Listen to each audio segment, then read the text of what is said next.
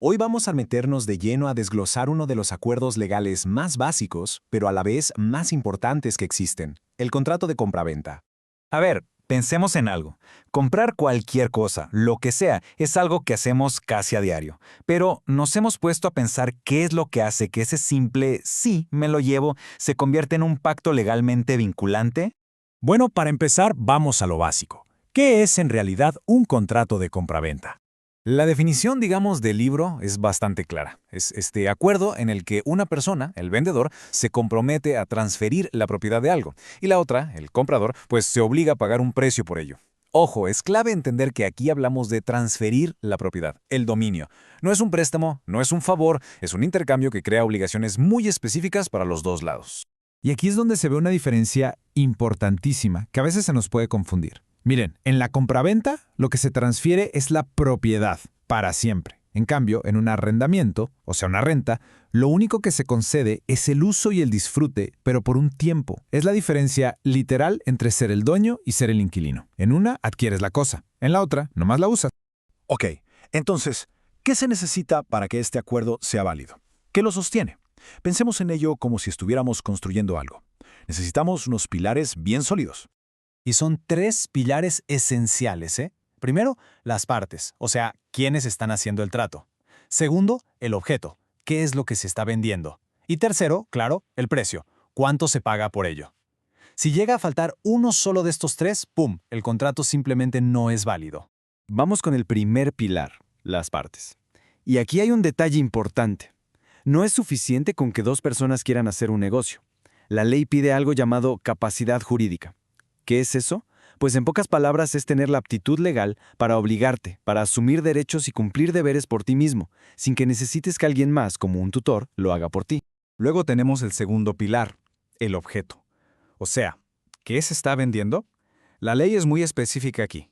Tiene que ser algo que exista o que por lo menos vaya a existir.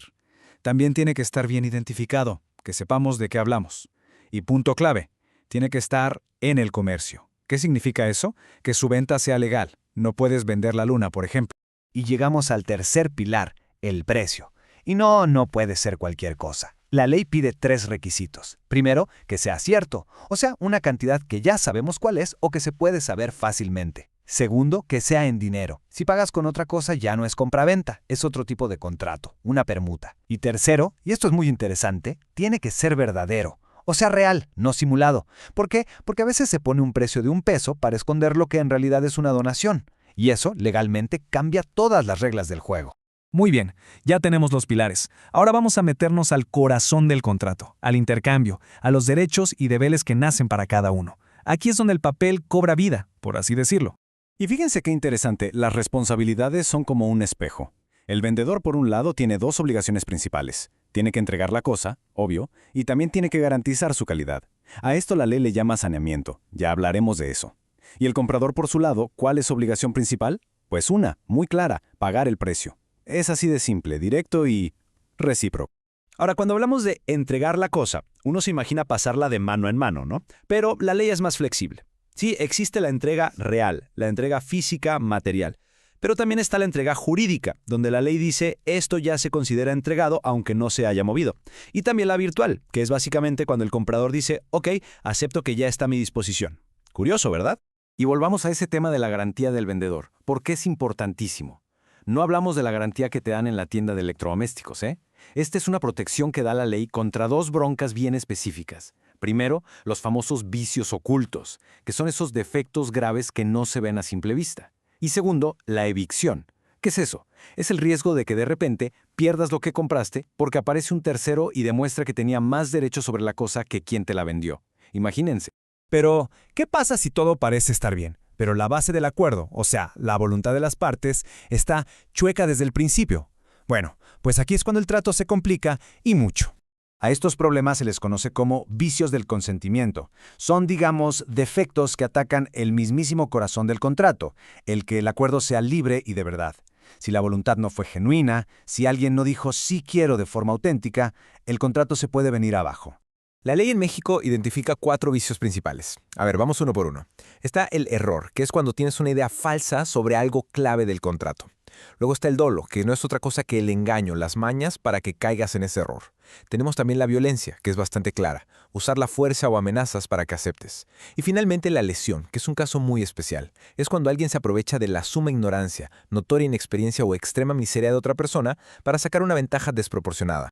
Y esta cita que vemos aquí es súper reveladora. Habla de algo llamado reticencia. ¿Qué es eso? Es cuando el vendedor se queda callado a propósito sobre algún defecto. Ojo, no es que mienta, es que oculta información que sabe que es súper importante. Pues bueno, la ley considera que ese silencio mañoso es una forma de dolo, de mala fe, y puede ser suficiente para que un juez diga, ¿saben qué? Esta venta se anula. Ok, ya vimos los detalles, los pilares, los problemas. Ahora vamos a alejarnos un poco para ver el panorama completo.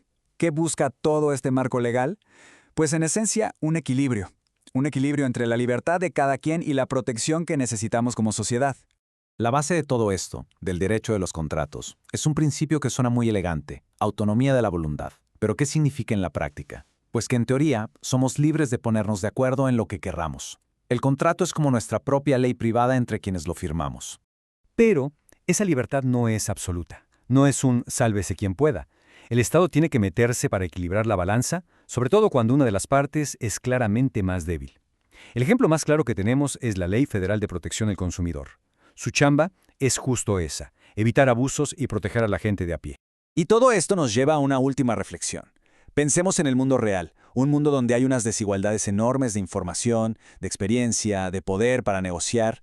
La pregunta que queda en el aire es, ¿de verdad un contrato de compraventa es siempre un pacto entre iguales?